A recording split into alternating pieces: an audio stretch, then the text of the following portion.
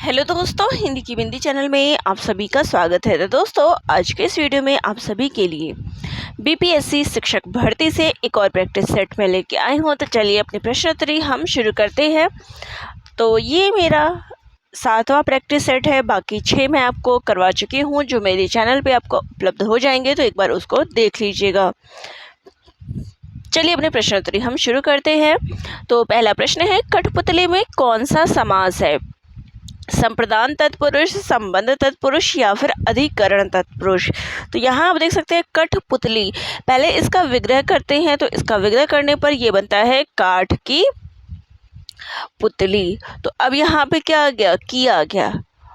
तो अब देखिए, संप्रदान के लिए ये होता है, अधिकरण में पर संबंध में क्या होता है? का, की, के। तो हमारा की आ गया, हमारा बी ऑप्शन यहाँ पे राइट हो जाएगा। चलिए नेक्स्ट है, माधव विलास के रचनाकार है लल्लूलाल, सदल मिश्र या फिर राम प्रसाद निरंजनी। तो यहाँ पे इसका राइट आंसर हो जाएगा ऑप्शन नंबर ए, लल्लूलाल। चलिए नेक्स्ट क्वेश्चन पे आते हैं। मुक्ति बोध की आत्मकथा के लेखक है विष्णुचंद्र शर्मा, विष्णु प्रभाकर या फिर नेमी चंद्र जैन। तो यहाँ पे इसका राइट आंसर क्या हो जाएगा? विष्णुचंद्र शर्मा। हमारा ए ऑप्शन यहाँ पे करेक्ट हो जाएगा। नेक्स्ट है, हिंदी में दलित साहित्य की पहली आत्मकथा किसने लिखी थी?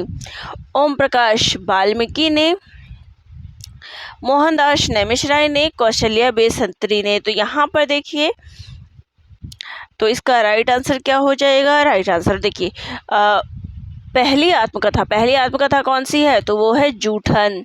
और जूठन के रचयिता कौन है? तो ओम प्रकाश वाल्मीकि। ठीक है, चलिए नेक्स्ट क्वेश्चन लेते हैं। नेक्स्ट क्वेश्चन है, वियोगी हरि का वास्तविक नाम क्या है? हजारी प्रसाद द्विवेदी, हरि प्रसाद द्विवेदी या फिर लल्लन प्रसाद व्यास। तो यहाँ पे इसका राइट आंसर हो जाएगा हरि प्रसाद द्विवेदी। चलिए नेक्स्ट क्वेश्चन पे आते हैं। तो नेक्स्ट क्वेश्चन है, निम्नांकित में से कौन मनोविश्लेषण प्रधान कथाकार नहीं है? इलाचंद्र जोशी, अज्ञे या फिर सुदर्शन। तो राइट आंसर क्या हो जाएगा? तो देखिए यहाँ पे इलाचंद्र जोशी और अज्ञे ये दोनों कौन है? मनोवैज्ञानिक कथाकार है। लेकिन सुदर्शन जो है ये मनोवैज्ञानिक के अंतर्गत नहीं आते। मनोवैज्ञानिक भी जो देखिए 3 का नाम याद रखिएगा क्योंकि पूछ लेते हैं। तो देखिए, जैनेन्द्र है, अज्ञेय है, इलाचंद्र जोशी है। सुदर्शन जो है इसके अंतर्गत नहीं आते। तो हमारा ऑप्शन राइट हो जाएगा सी। ठीक है, चलिए नेक्स्ट क्वेश्चन पे आते हैं। तो नेक्स्ट है, वर्तनी की दृष्टि से सही शब्द का चयन कीजिए। अब यहाँ पर आकर्षण शब्द लिखा हुआ है, तो कौन सा सही है? देखिए ये क्या हो जाएगा? आकर्षण, आकर्षण। तो यहाँ पर जो शुद्ध रूप है वो इसका बी ऑप्शन राइट हो जाएगा। चलिए नेक्स्ट क्वेश्चन पे आते हैं। तो हमारा नेक्स्ट क्वेश्चन है, सतगुरु का संधि विच्छेद है। तो इसका संधि विच्छेद क्या हो जाएगा? सत जमा गुरु, यही हो जाएगा हमारा बी ऑप्शन यहाँ पर करेक्ट हो जाएगा। लेकिन यहाँ पर क्या है? देखिए बी ऑप्शन तो करेक्ट है, लेकिन त पूरा है, त क्या होता है? आधा होता है। हमारा ए ऑप्शन यहाँ पर करेक्ट है। चलिए नेक्स्ट है, परांग मुख का विपरीतार्थक शब्द है सम्मुख, प्रतिमुख या फिर उन्मुख। तो राइट आंसर हो जाएगा यहाँ पे परांग मुख का हो जाएगा उन्मुख। चलिए नेक्स्ट है, लंबोदर कौन सा समास है? लंबोदर लंबा है जिसका उदर, और लंबा उदर किसका है? गणेश का। लंबा उदर मीन्स पेट। तो ये है बहुब्रीहि समास। चलिए नेक्स्ट है, जुगुप्सा स्थायी भाव होता है वीर रस का, रौद्र रस का या फिर अद्भुत रस का। राइट आंसर क्या हो जाएगा? जुगुप्सा जो है अद्भुत रस का स्थायी भाव होता है। नेक्स्ट है, नागरी प्रचारणी सभा की स्थापना कब हुई थी? 1867 में, 1850 में या फिर 1893 में। राइट आंसर हो जाएगा यहाँ पे ऑप्शन नंबर सी, 1893 में। और इसकी स्थापना किसने की थी? ये भी प्रश्न पूछ सकते हैं। तो श्याम सुंदर दास ने। ठीक है, बाबू श्याम सुंदर दास ने जो है इसकी स्थापना की थी। ठीक है,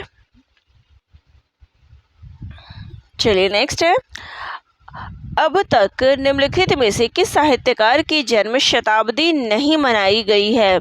आचार्य रामचंद्र शुक्ल, रामधारी सिंह दिनकर या फिर भारतेंदु हरिश्चंद्र। यहाँ पे राइट आंसर हो जाएगा भारतेंदु हरिश्चंद्र। चलिए नेक्स्ट क्वेश्चन है, हिंदी का पहला समाचार पत्र उदंत मार्तंड की प्रकाशन भूमि थी, दिल्ली, इलाहाबाद या फिर कोलकाता। तो ये कहाँ से प्रकाशित होती थी? तो ये जो है इलाहाबाद से जो है यहाँ पर प्रकाशित होती थी। इलाहाबाद से नहीं, ये गलत लिखा हुआ है आंसर इसका, ये कलकत्ता से प्रकाशित होती थी। नेक्स्ट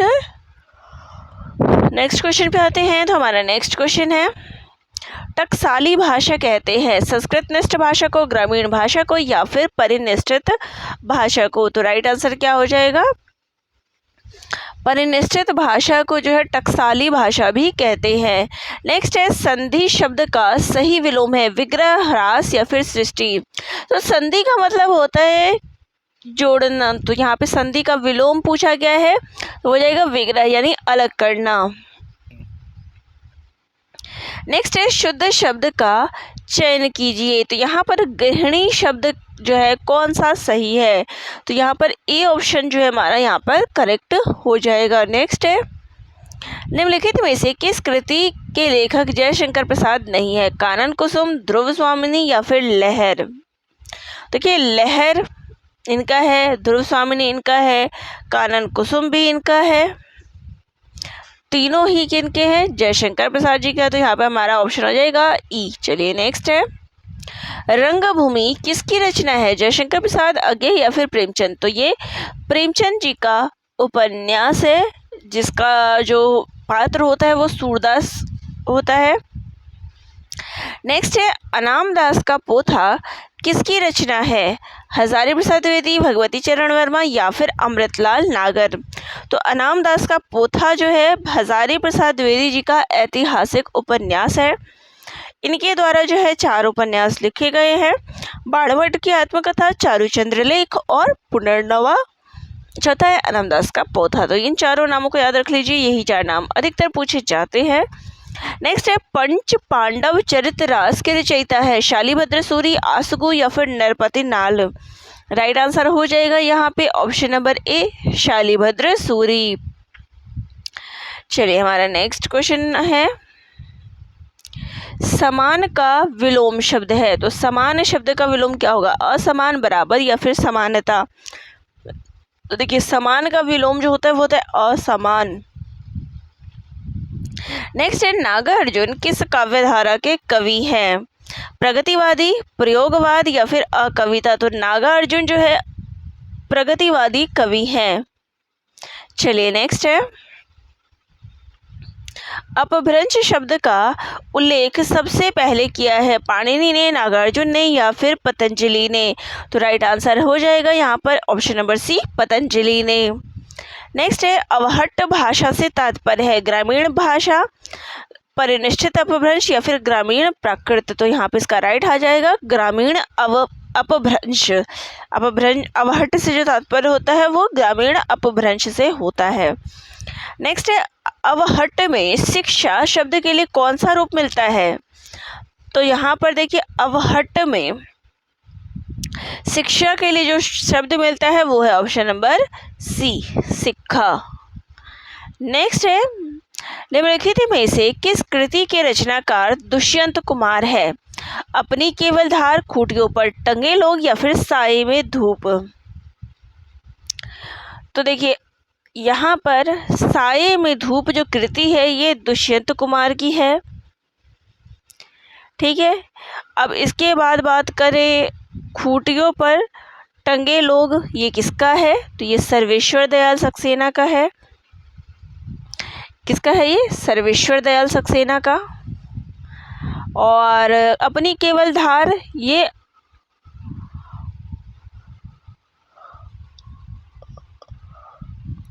अरुण कमल की है, ठीक है। नेक्स्ट है, रामानुजाचार्य ने किस दर्शन का प्रतिपादन किया था? अद्वैतवाद, शुद्धाद्वैतवाद या फिर विशिष्टाद्वैतवाद। तो यहाँ पे राइट आंसर हो जाएगा विशिष्टाद्वैतवाद। चलिए नेक्स्ट क्वेश्चन पे आते हैं। तो हमारा अगला प्रश्न है, आलवार भक्तों की संख्या कितनी मानी गई है, 9, 20 या फिर 12। तो यहाँ पर देखिए आलवार भक्तों की जो संख्या है वो कितनी मानी गई है, तो वो 12 मानी गई है।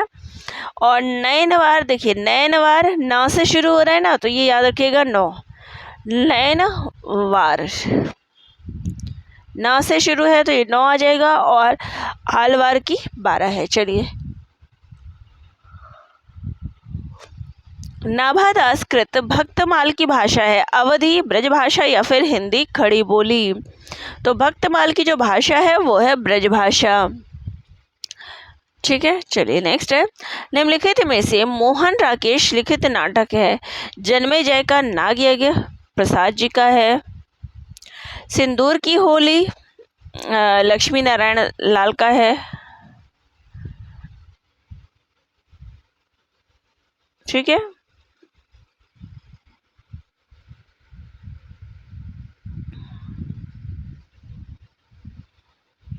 सॉरी, लक्ष्मी नारायण मिश्र जी का है, और मिस्टर अभिमन्यु जो है ये लक्ष्मी नारायण लाल का है। ठीक है, और हमेशा जो है इस चीज़ में कन्फ्यूज़न रहती है कि देखिए सिंदूर की होली जो है लक्ष्मी नारायण लाल का है या फिर मिश्र का है। तो अब इसको मैंने याद करना बताया था कि जो होली है वो आप केवल लाल रंग से नहीं खेलते हो, मिश्रित रंग होता है, नीला, पीला, हरा, गुलाबी सब मिक्स होता है। तो इसलिए याद रखिएगा कि होली किसका है, मिश्र जी का है।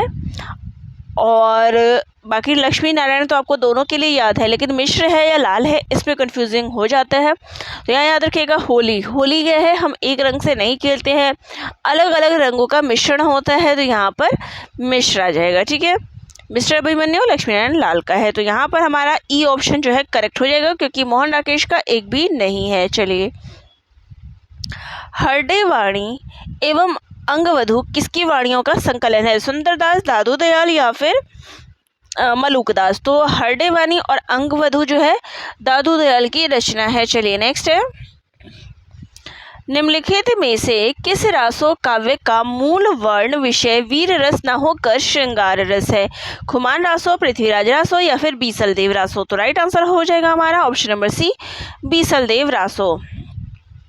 नेक्स्ट है, आचार्य रामचंद्र शुक्ल ने भक्ति काल के निम्नलिखित कवियों में से किसे सबसे कम महत्व प्रदान किया है, तुलसी, सूरदास या फिर कबीरदास। तो यहाँ पे इसका राइट आंसर हो जाएगा, उन्होंने जो है कबीरदास को कम स्थान जो है, कम महत्व जो है इन्होंने दिया है, क्योंकि जो शुक्ल जी है उन्होंने तुलसीदास को सर्वश्रेष्ठ कवि जो है घोषित किया है, उनको जो है सर्वश्रेष्ठ दिखाने का प्रयास किया है। चलिए नेक्स्ट है, भूषण रीति काल की किस काव्यधारा के कवि है, रीतिबद्ध काव्यधारा या फिर रीति मुक्त काव्यधारा। तो यहाँ पर याद रखिए कि जो भूषण है वो रीतिबद्ध काव्यधारा के अंतर्गत आते हैं। मुक्त की बात करें तो घनानंद, बोधा, आलम ठाकुर इसमें आते हैं, घनानंद, बोधा, आलम ठाकुर। और सिद्ध की बात करें तो सिद्ध में आप एक बिहारी याद रखिएगा। ठीक है, चलिए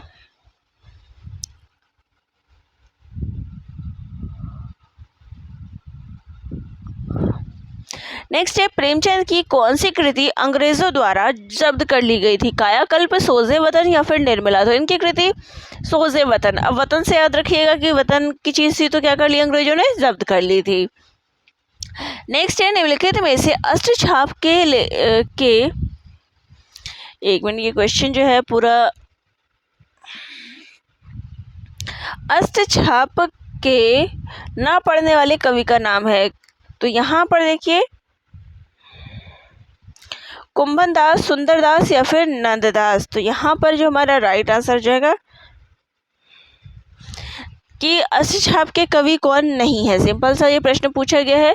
देखिए कुंभनदास और नंददास जो है अष्टछाप में आते हैं, लेकिन सुंदरदास जो है वो इस परंपरा में नहीं आते। हमारा बी ऑप्शन जो है यहाँ पर करेक्ट हो जाएगा।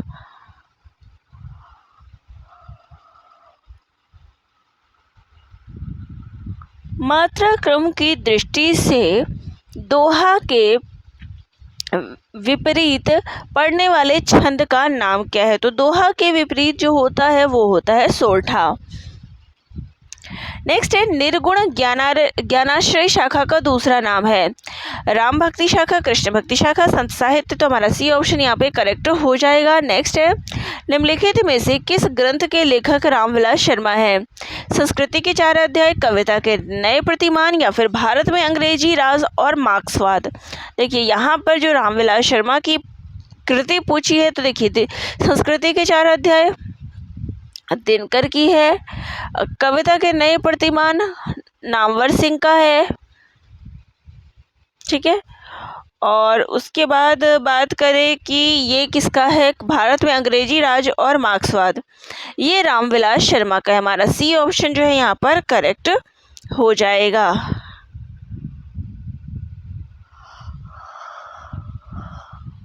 नेक्स्ट है राग दरबारी के रचनाकार का नाम बताइए। तो मोहन राकेश, शिलाल शुक्ल, या फिर हरिशंकर प्रसाई। तुम्हारा बी ऑप्शन यहाँ पर करेक्ट हो जाएगा। नेक्स्ट है किस काव्य कृति पर अगेय को ज्ञानपीठ पुरस्कार प्राप्त हुआ है? सागर मुद्रा, कितनी नावों में कितनी बार, या फिर इत्तेलम। तो यहाँ पर देखिए इसका राइट आंसर क्या हो जाएगा कि अगेय जी को कितनी नावों में कितनी बार के लिए क्या है ज्ञानपीठ पुरस्कार मिला है, और कब मिला है? तो 1978 में जो है इनको ज्ञानपीठ पुरस्कार प्राप्त हुआ है। चलिए नेक्स्ट क्वेश्चन पे आ जाए। तो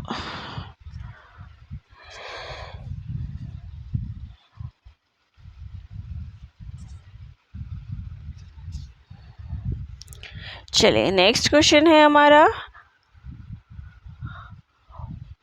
आधुनिक हिंदी साहित्य के द्विवेदी युग का नामकरण किस रचनाकार के आधार पर किया गया? हजारी प्रसाद द्विवेदी, सुधाकर द्विवेदी, या फिर महावीर प्रसाद द्विवेदी। तो देखिए द्विवेदी युग का जो नाम है महावीर प्रसाद द्विवेदी जी के नाम पर पड़ा है। हमारा सी ऑप्शन जो है यहाँ पर करेक्ट हो जाएगा। नेक्स्ट है हारे को हरि नाम काव्य ग्रंथ के रचयिता है? मैथिली शरण गुप्त, रामधारी सिंह दिनकर, या फिर वियोगी हरि। तो राइट आंसर हो जाएगा यहाँ पे option number B, Ramdhari Singh Dinkar. चलिए नेक्स्ट है भक्तिकालीन सूफी काव्यधारा की विशेषताओं के संदर्भ में निम्नलिखित में से कौन सी विशेषता जो है यहाँ पर गलत है? चलिए विशेषताएं देख लेते हैं। इस काव्यधारा के सभी कवि मुसलमान थे? नहीं, सभी कवि तो मुसलमान नहीं थे।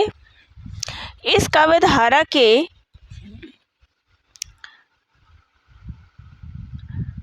अब यहाँ पर देखिए सूफी काव्यधारा की बात की, ओके ठीक है, तो सभी कवि मुसलमान थे। चलिए ठीक है, इस काव्यधारा के सभी कवियों ने हिंदू प्रेमी प्रेमिकाओं की कथा को काव्यात्मक चित्रण प्रस्तुत किया। चलिए सही है। इस काव्यधारा के कवियों ने अवधी एवं ब्रज भाषा में रचनाएं की है।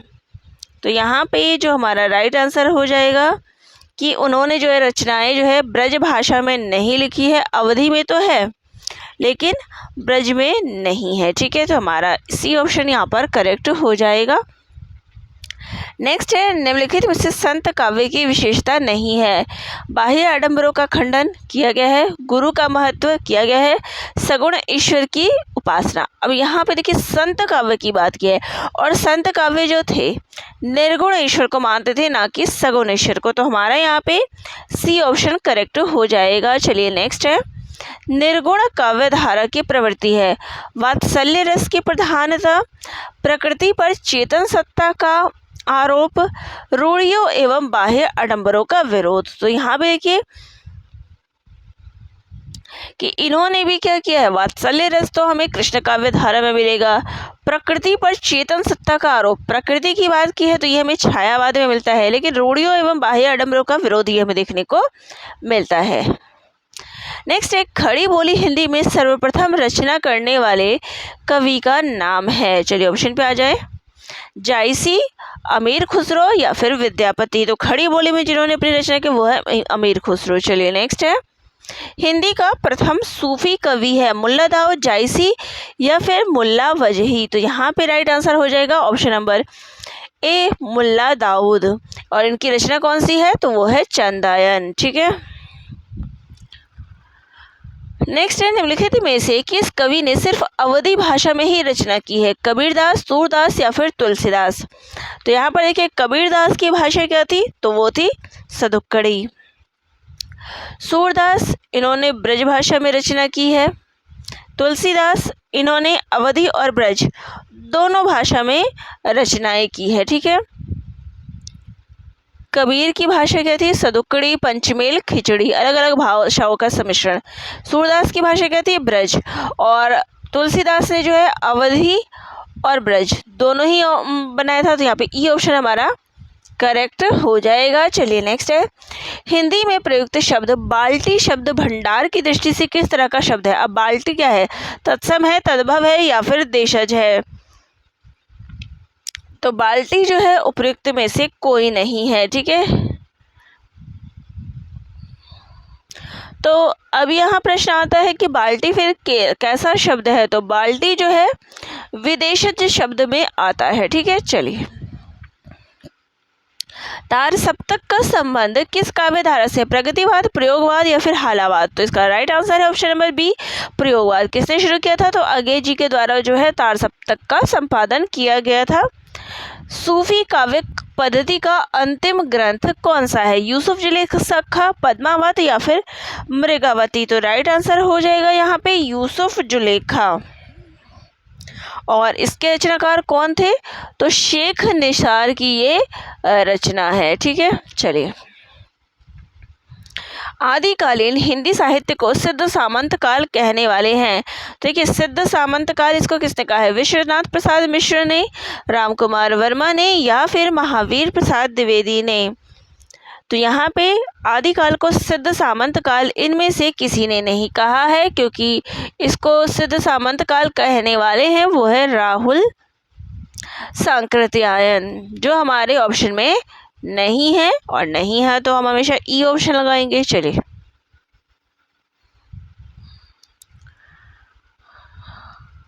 सूफी प्रेमाख्यान रचनाओं की भाषा कौन सी है? अवधी है, ब्रज है या फिर बुंदेली है?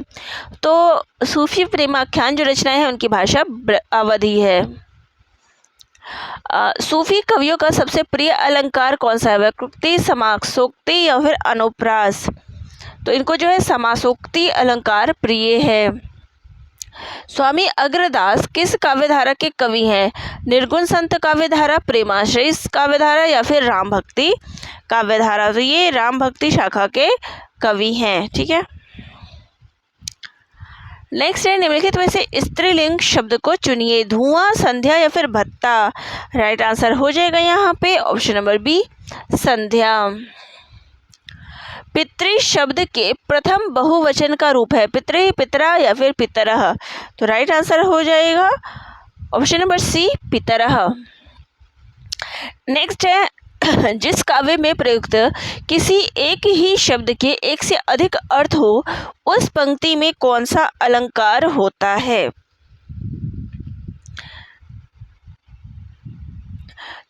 देखिए किसी एक ही शब्द के जिस काव्य पंक्ति में प्रयुक्त किसी एक ही शब्द के एक से अधिक अर्थ हो। रूपक नहीं, अनुप्रास शब्दों की, देखिए यहाँ पे रूपक में क्या है? आरोपित किया जाता है, आरोप लगाया जाता है, तो ये नहीं होगा। अनुप्रास वर्णों की आवृत्ति हो गई। यमक एक ही शब्द के क्या है? यहाँ पे अलग अलग अर्थ चिपके हुए हैं, लेकिन यहाँ पे क्या है? एक ही शब्द के अधिक अर्थ हो, तो यहाँ पे क्या आ जाएगा? श्लेष अलंकार, जब एक से अधिक अर्थ चिपके हुए। ठीक है, गोस्वामी तुलसीदास जी के पिता का नाम क्या था? तो इनके पिता का नाम था आत्माराम दुबे।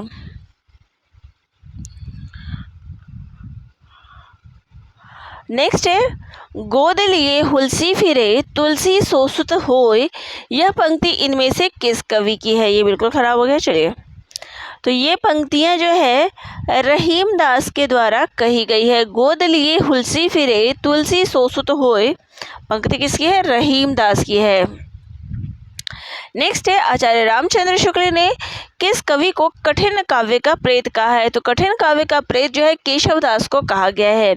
नेक्स्ट है बनारसी दास जैन ने लिखी थी हिंदी की पहली जीवनी, हिंदी की पहली आत्मकथा या फिर हिंदी की पहली कहानी? तो बनारसी दास जैन ने जो है हिंदी की पहली आत्मकथा लिखी थी, अर्ध कथानक। ठीक है। नेक्स्ट है उकार बहुला बोली किस प्रदेश की बोली है? अवधी, भोजपुरी या फिर बघेली?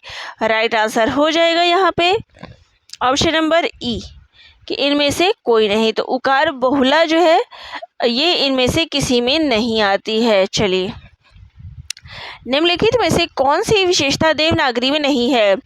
इसमें जैसा उच्चारण होता है वैसा ही लिखा जाता है। तो ये है, इसमें एक ध्वनि के लिए एक ही प्रतीक है। ठीक है। इसमें शिरोरेखा का प्रयोग महत्वपूर्ण है। तो यहाँ पर सारी इसकी विशेषता है। तो ऑप्शन नंबर ई जो है यहाँ पे हमारा हो जाएगा। सूर्य का पर्यायवाची है, सूर्य का पर्यायवाची चलिए दिनकर है, शशि है, शीतल है। तो यहाँ पे इसका राइट आंसर क्या हो जाएगा? दिनकर। ठीक है। शशि तो चंद्रमा का होता है, शीतल तो शीतल। नेक्स्ट है निम्नलिखित में से कौन सा भास द्वारा रचित नाटक नहीं है? आपको भास कवि की जो है रचनाएं बतानी है। मृच्छटिकम, तो यहाँ पे देखिए दूतवासम, तो यहाँ पे जो इसका राइट आंसर हो जाएगा, ये बिल्कुल जो है पेज खराब हो गया था, स्क्रीनशॉट सही नहीं लिया गया। चलिए, मृच्छकटिकम जो है भास की रचना नहीं है। ठीक है। इसके अलावा देखिए यहाँ पर जो लिखा हुआ है मैं लिख देती हूँ, ये उरु भंगम है। ठीक है, उरु भंगम ये भास की रचना है। नेक्स्ट है दूत वाकम, ये है दूत वाकम, ये भास की रचना है। मृच्छकटिकम जो है इनकी रचना नहीं है। ये किसकी रचना है? तो ये शूद्रक की रचना है। ठीक है। चलिए, विसर्ग का प्रयोग किन शब्दों में नहीं होता है? तद्भव, तत्सम या फिर संकर? तो देखिए विसर्ग का प्रयोग जो है संकर शब्दों में नहीं होता है। चलिए, व्याप्त में संधि है, तो व्याप्त में कौन सी संधि है? गुण संधि, दीर्घ संधि या फिर यण संधि? तो व्याप्त का जब हम विग्रह करेंगे तो वी जमा आप्त यही होगा, और यहाँ पर जो इसका संधि होगा वो हो जाएगा यण संधि। नेक्स्ट है इनमें से कौन सा शब्द वर्तनी की दृष्टि से शुद्ध है? तो यहाँ पर देखिए परंपरा का जो शुद्ध रूप है वो है ऑप्शन नंबर ए। नेक्स्ट है सिद्ध कवियों द्वारा प्रयुक्त भाषा को कहा जाता है। तो सिद्धों की जो भाषा होती है उसको क्या कहा जाता है? तो यहाँ पर इसका राइट आंसर हो जाएगा ऑप्शन नंबर, इसको संध्या भाषा कहा जाता है, ना कि चलिए संध्या या फिर संध्या भाषा कहा जाएगा।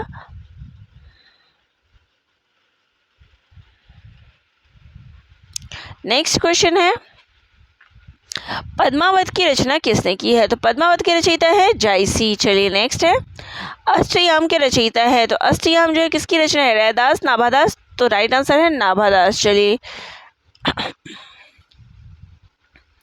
नेक्स्ट है परख उपन्यास के लेखक है, तो परख के रचयिता कौन है? तो जैनेन्द्र है।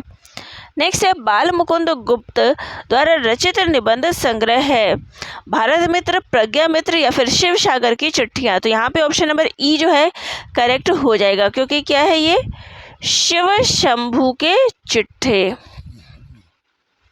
ठीक है, तो वो हमारे ऑप्शन में नहीं है, तो हमने ई मार्क कर दिया। चलिए, नेक्स्ट है मिश्र बंधु विनोद नामक हिंदी साहित्य के इतिहास लेखकों के नाम है।